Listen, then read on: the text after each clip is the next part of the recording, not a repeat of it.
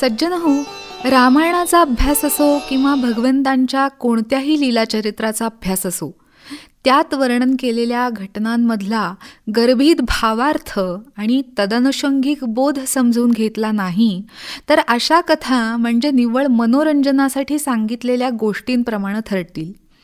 पुराण ग्रंथामधील आध्यात्मिक तत्वविवेचनाचा अभ्यास नसणारे जन या कथांकडे पुष्कळदा उपहासाने पाहतात आणि आक्षेपही घेतात.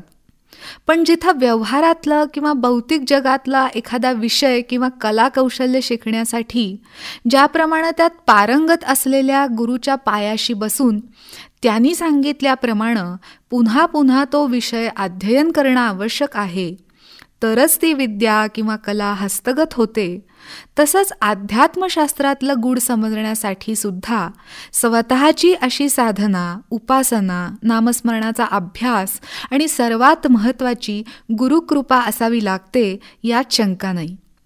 ज्याप्रमाणे भौतिक विज्ञानातल्या रहस्यांचा अभ्यास करणारा एखादा शास्त्रज्ञ देहभान विसरून वारंवार त्या विज्ञान सूत्रांच्याच विचारात सखोल घडलेला असतो, त्यावर निरनिराळे प्रयोग करतो, तेव्हा त्याला ते गूढ रहस्य उलगडतं.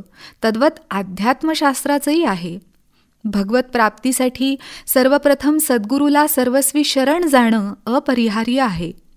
त्यांनी उपदेश केलेला साधनमार्ग प्राणापलीकडे सांभाळायचा, आचरणात आणायचा आहे.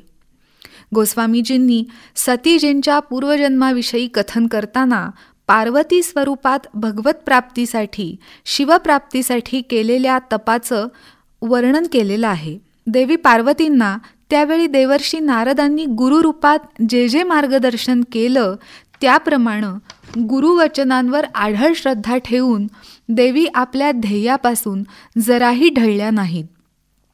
साधन मार्गातून लक्ष विचलित करायला लावतील असे प्रसंग साधकाच्या आयुष्यात सतत येत राहतात.